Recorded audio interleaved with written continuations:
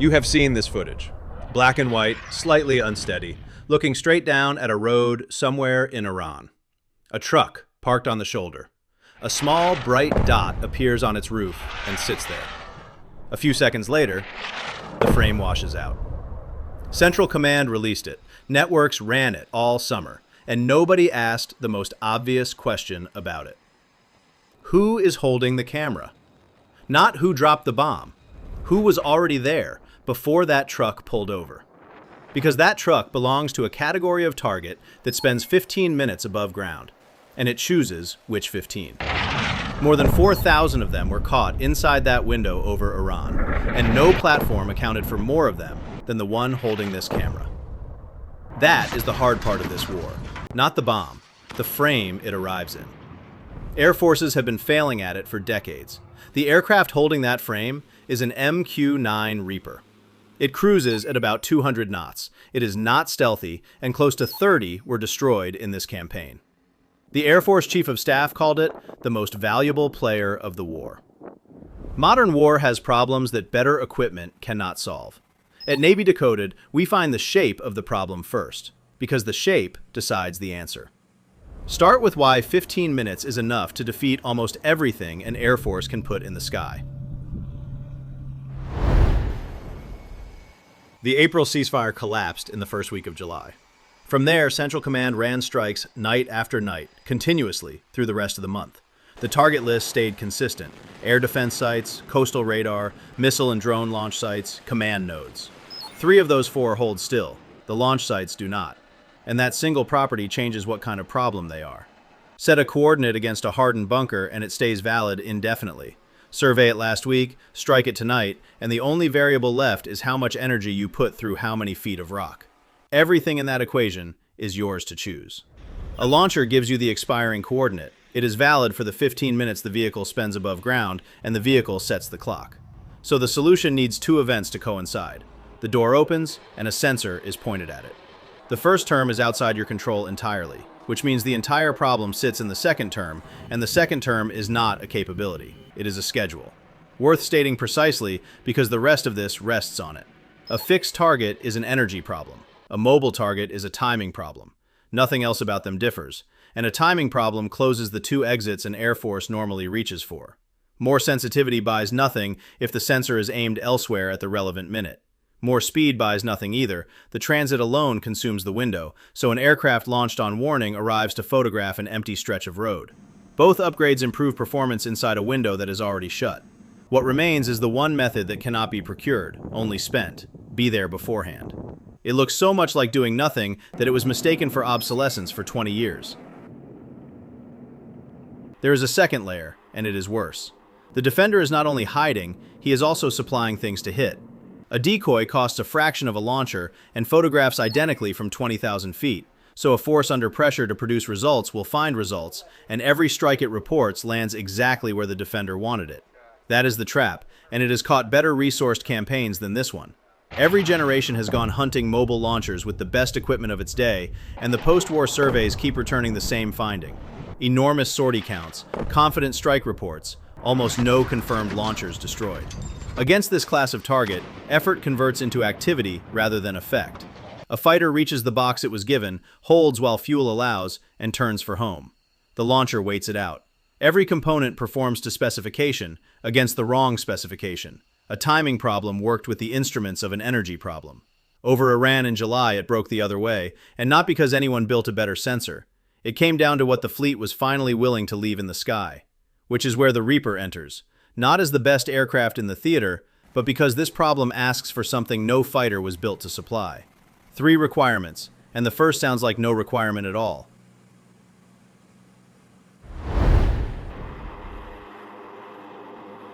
Hold a sensor over an empty square for hours doing nothing. Almost all of that time is spent looking at desert. The remaining fraction is the entire reason the campaign exists. It asks for none of the things a combat aircraft is optimized to provide. Look at what the Air Force had in theater. F-22s forward deployed to Ovda in Israel, F-35s, F-15Es, with B-2s reaching in from outside the region. Every one is limited by 2 things, and neither is the engine. Fuel is the first, and aerial refueling handles it. The second is the person in the seat, and attention has a floor. None of that is a flaw. An F-15E is built for the problem where the coordinates are already known: arrive fast, carry weight, leave. Against that problem, every design choice in it is correct. It is simply being asked the wrong question. Now the arithmetic, and this is where intuition misleads. An F-16 out of a Gulf base might fly a 7-hour sortie, which sounds enormous. But let us run the subtraction. An hour and a half out, the same coming back, and 2 or 3 tanker rendezvous that each pull the aircraft off station and out of position. What survives is perhaps 2 hours genuinely parked over the assigned square, and even that arrives in fragments rather than one continuous block. An MQ-9 flies more than 27 hours, and nearly all of it is spent parked. The crew changes shift on the ground. The aircraft does not go anywhere. Look at how the airframe is put together, and we can read that requirement straight off it, because almost nothing about the shape makes sense as a combat aircraft. Start with the wing. 66 feet of carbon fiber composite on a fuselage only 36 feet long, proportioned like a sailplane. A long, thin wing is efficient and slow, which is the wrong trade for anything that needs to escape, and the right one for something whose job is to stay up. Behind it sits a single turboprop putting out 900 horsepower, chosen to sip rather than to sprint. Now weigh it. Empty, the aircraft comes in at about 4,900 pounds and takes off at over 10,000, so nearly half of what leaves the runway is fuel. There is room for that because the airframe carries no cockpit and nobody to protect. Every pound a manned design spends keeping a person alive was reallocated here to keeping the aircraft airborne. It is an airframe built to loiter first and fight second, with the fighting hung on afterward from hardpoints under the wing. So the point was never which number is larger. It is the ratio of useful time to total time aloft. An F-16 spends most of its fuel getting to the place. A Reaper spends most of its fuel staying there. And a second variable multiplies the first, because a launcher does not announce which square it will surface in. At the height of the campaign, roughly a dozen orbits were running over Iran at once, none of which asks for a more sensitive sensor. The problem is not sensitivity. It is duration and coverage. But being present for 27 hours only matters if, during those hours, you can tell what you are looking at. The problem does not end at seeing something move. On any Iranian highway at any hour, there are hundreds of vehicles moving. The real requirement is to go from "there is motion" to "that specific one" in minutes, with enough confidence to release a weapon. No optical sensor scans an entire province at identification resolution. So the first step is not looking closely, it is filtering, and that work falls to the APY-8 Lynx II, a synthetic aperture radar carried under the fuselage. It is one of 2 sensors the same long wing lets the aircraft haul for a full day. In its ground-moving target indicator mode, it sorts on exactly one criterion: what is in motion. The physics is Doppler shift. A stationary object returns the wave at the frequency it was sent. A moving one compresses or stretches it in proportion to how fast it is closing, the same way a passing siren drops in pitch the instant it goes by. So the radar is not comparing 2 pictures to see what changed. It reads velocity out of a single return, which is why the threshold can be set low enough to catch a launcher crawling off a hardstand at walking pace. And because this is radio rather than light, sandstorms and darkness never enter the equation. Filtering still does not earn you a release. A cargo truck and a camouflage launcher are both bright, moving dots. The aircraft passes the coordinate forward to its own second sensor, the MTS-B. This is Raytheon's multi-spectral targeting system, riding in the ball turret slung under the nose. It swings onto the patch of ground the radar flagged and looks at it in several wavelengths at once: infrared, visible light, and a band sitting between them, stacked into one image. It detects vehicles beyond 35 nautical miles and identifies them beyond 17. The physics here is the useful part. Camouflage is a single wavelength solution. A net defeats visible light because its weave is sized against visible light. But a diesel that has been running sits well above the ground temperature around it, and everything radiates according to how hot it is. A warm engine block emits most strongly in the mid-infrared, at wavelengths some 20 times longer than the light that net was built to stop. At that scale, the net is transparent. It was a lock built for one key, and we arrive holding a different one. There is a general rule buried in that.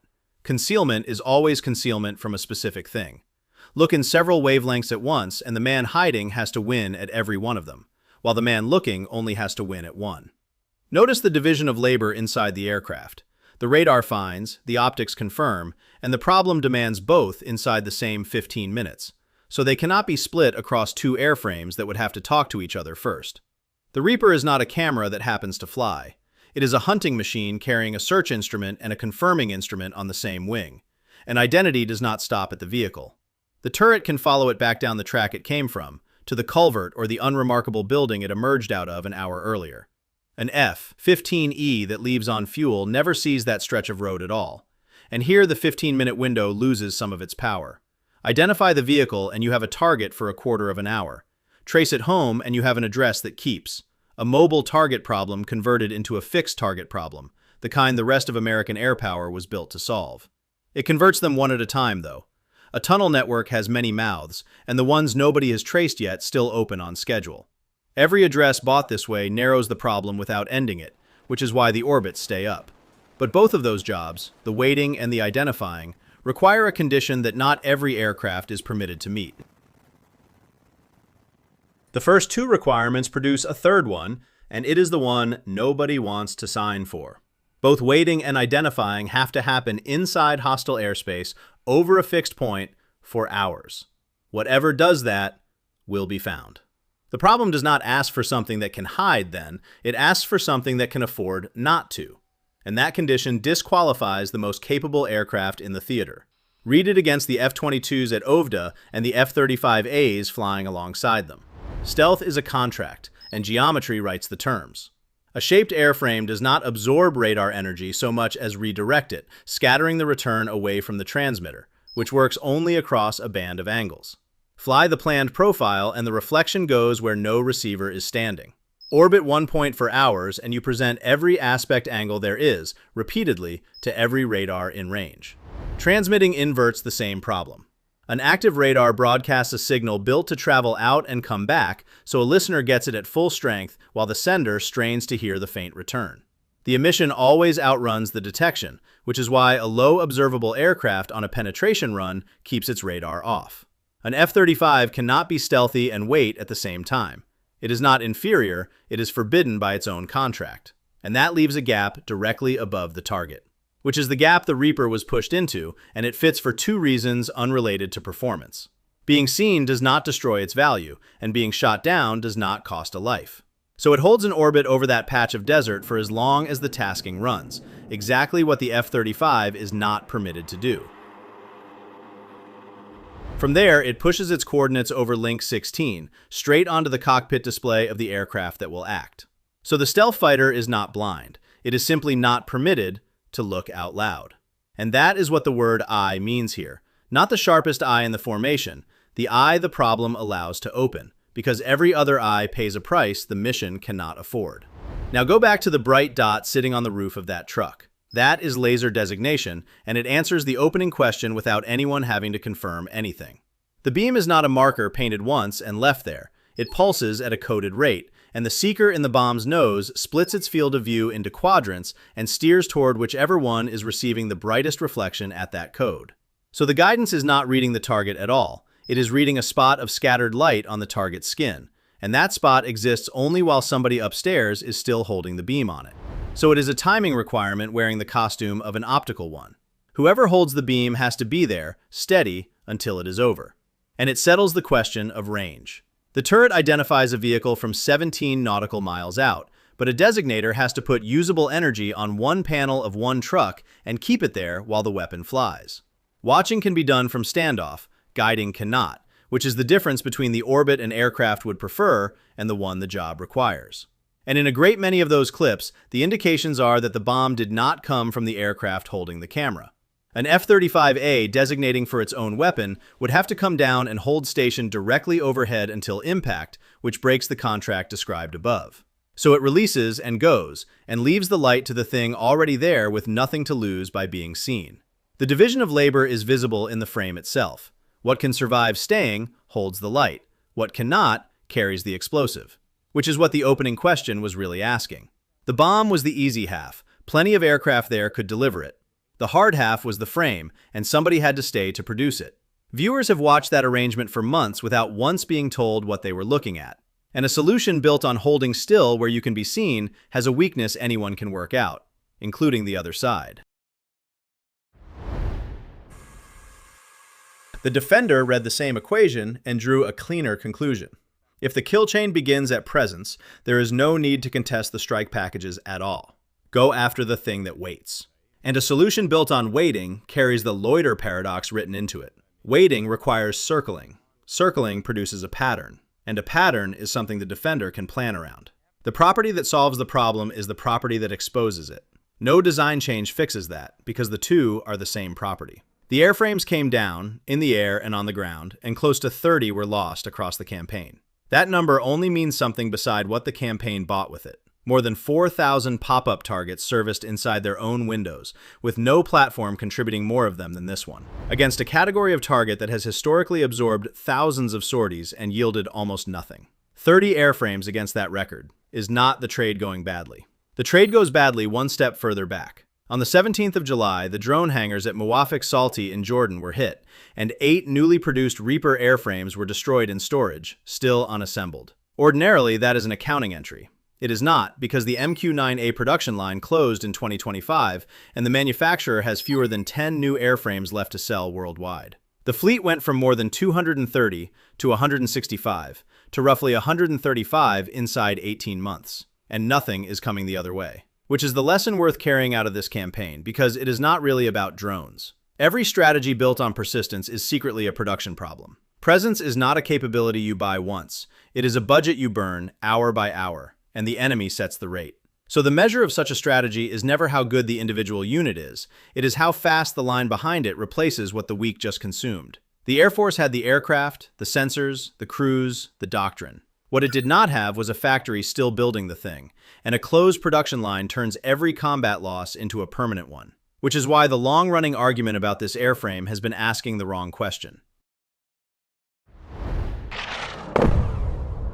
The footage still comes out. Black and white, the truck on the shoulder, the bright dot on the roof, the frame washing out. This week, next week, the same vantage point. And that vantage point is the thing we take apart at Navy Decoded, because it is where the answer to a problem becomes visible before anyone names it.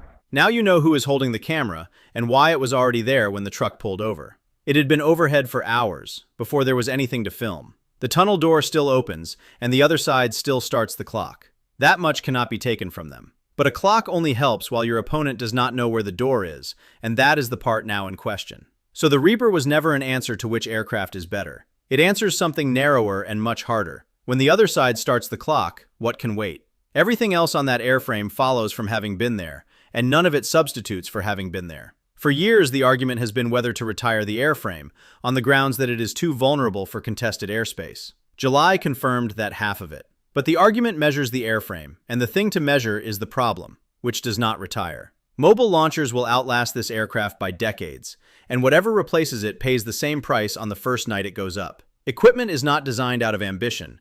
It is designed out of the shape of a problem. So if you want to know what a military is about to build, do not look at what it is flying. Look at what it cannot catch.